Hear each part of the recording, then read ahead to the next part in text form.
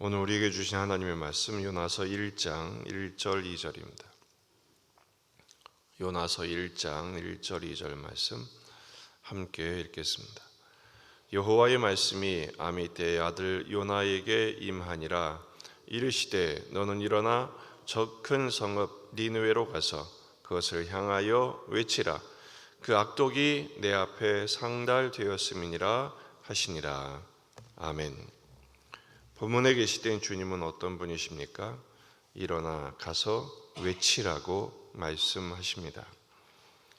여호와의 말씀이 아미떼의 아들 요나에게 임하셨습니다. 요나는 북이스라엘 여로보암 2세 때 활동했던 선지자입니다. 요나라는 그 이름의 뜻은 비둘기라는 뜻이죠. 아미떼의 아들이었습니다. 에메트는 진리인데 진리의 아들인 비둘기가 해야 할 일이 뭘까? 가서 외치라라는 것이죠. 요나서는 신약에서 예수님께서 요나의 표적밖에는 보일 것이 없다고 말씀하심으로써 그의 행적이 주목받기도 했습니다. 그 요나에게 주신 말씀이 2절에 세 가지 동사로 설명이 됩니다. 너는 일어나 가서 외치라. 일어나라고 말씀하신 것은 보통 사명을 주실 때 선지자들이나 또 하나님의 막중한 사명을 맡은 사람들에게 주시는 관용구와 같은 말씀입니다.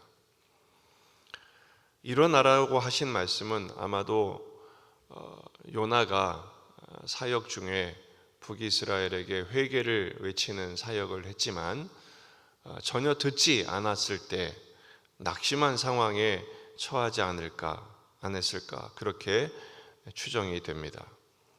요나와 같은 시대에 사역을 했던 선지자가 호세아, 아모스입니다.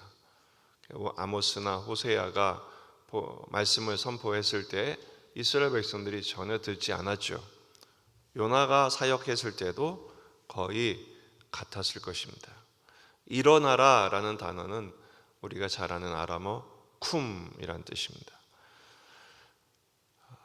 지금 일어나야 할 형편에 있는 사람들이 하나님의 백성들이 많습니다. 질병 때문에 주저앉아 있고 우울한 환경, 감정, 그리고 낙심한 형편, 이런 상황에 앉아있는 우리들에게 오늘도 우리에게 말씀하십니다. 일어나라, 일어나라. 오늘 이 말씀을 듣고 불순종과 불신앙과 또 낙심과 절망의 상황에 놓여 있으시다면 담대하게 용기 있게 일어나게 되시기를 주의 이름으로 축원합니다. 두 번째는 가라라는 것이죠. 어디로 가라는 것입니까? 저 큰 성읍 니느웨로 가서 이렇게 말씀하시죠. 이 니느웨는 아수르의 수도입니다. 당시에 가장 강력했던 제국 아시리아. 세계 제국 중에서 그 포악성과 잔인성이 최고였던 나라입니다. 그 기록된 부조들을 보면 그 부조에 어떻게 되어 있냐면 그 피지배국의 백성들 포로로 잡아갈 때 코를 갈고리로 꿰가지고 쇠사슬로 메어서 또 귀를 꿰어서 그렇게 끌고 가기도 하고, 사람을 죽일 때 그저 칼로 쳐서 죽일 뿐 아니라 목을 쳐서 해골 무덤을 만들기도 하고 살갗을 베껴서 죽이기도 하고, 그들의 포악성으로 인해서 상대들이 제압되도록 아주 그 잔인한 것으로 유명한 것이 아수르입니다. 이 아수르에게 지속적으로 고통을 당했던, 괴롭힘을 당했던 대상이 이스라엘이었죠.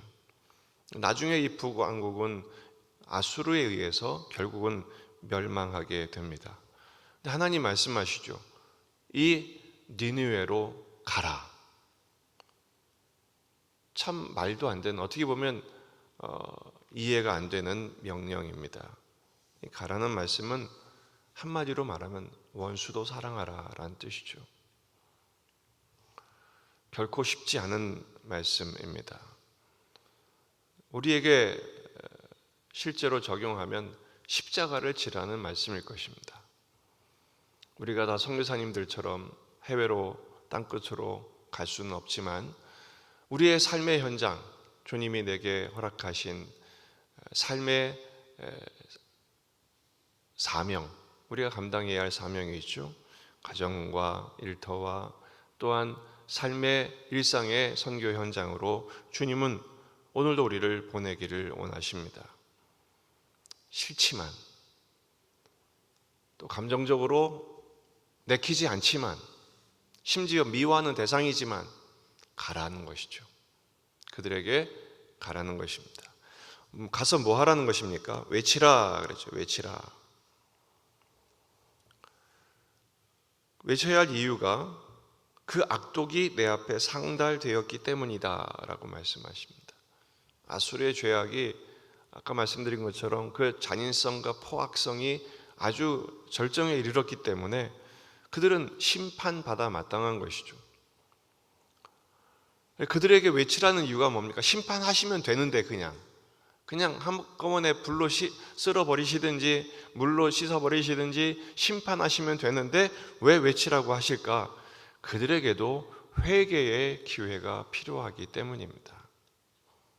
아무리 타락하고 범죄한 민족일지라도 하나님의 본심은 그들조차 회개하고 돌아오기를 원하시는 것이죠. 궁극적으로 그들이 회개하고 돌아올 때 비로소 이스라엘도 괴롭힘의 대상에서 자유로울 수 있는 것입니다. 또 한편 이 외치라는 말씀은 반면교사와 같은 의미가 있습니다. 이스라엘도 우상숭배와 연약한 자들에 대한 포악성을 드러냄에 대해서는 아수르와 다를 것이 없는 민족들입니다.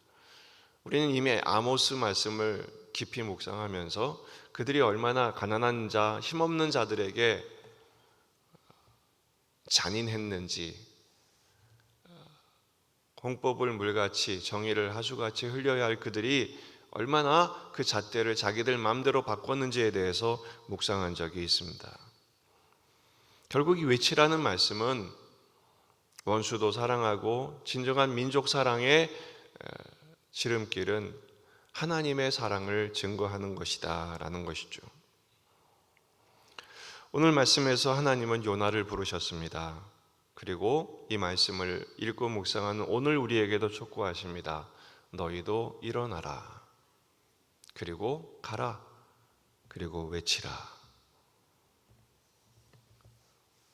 절망적인 삶의 현실에서 낙심하지 말고 일어서시기를 바랍니다. 여러분의 삶의 현장으로 담대하게 가십시오. 그리고 복음을 증거하십시오. 마치 베드로와 요한처럼 내게 은과 금은 없거니와 내게 있는 것 곧 나사렛 예수 그리스도의 이름으로 증거하십시오. 너희도 일어나 걸으라. 주님 말씀하시죠. 마가복음 16장 15절 또 이르시되 너희는 온 천하에 다니며 만민에게 복음을 전파하라. 마태복음 28장 19절 그러므로 너희는 가서 모든 민족을 제자로 삼으라. 사도행전 1장 8절 오직 성령이 너희에게 임하시면 너희가 권능을 받고 예루살렘과 온 유대와 사마리아와 땅끝까지 이르러 내 증인이 되리라. 주님은 우리를 구원받을 자로 부르셨지만 동시에 구원을 전할 자로 부르기도 하셨음을 잊지 마시기 바랍니다. 바로 복음의 증인으로 사는 것이죠. 예수의 증인으로 사는 것입니다. 나를 증명하는 일에 실패하는 것, 우리는 주로 그것 때문에 낙심하고 좌절합니다. 그래서 우리는 다시 한번 우리의 삶의 목표를 수정할 필요가 있습니다. 예수를 증언하는 일에 삶의 목표를 두십시다. 복음의 비전으로 우리의 삶의 목표를 조정할 때 그 인생은 실패가 없습니다. 좌절이 없습니다. 주님이 보내실 땐 거저 보내지 않으시거든요. 주님이 함께 하시고 능력과 지혜와 은혜로 붙들어 주십니다. 이 사명에 깨어있는 저와 여러분이 되시기를 주의 이름으로 축원합니다. 기도하시겠습니다. 말씀을 붙들고 우리 자신과 가정과 교회와 이 지역의 복음화, 민족의 복음화, 세계 복음화를 위해서 기도하십시다. 환우들과 군인 아들들을 위해서 이번 한 주간의 삶도 주님과 동행하는 십자가의 삶, 복음 증언의 삶이 되게 하옵소서. 다 같이 기도하겠습니다.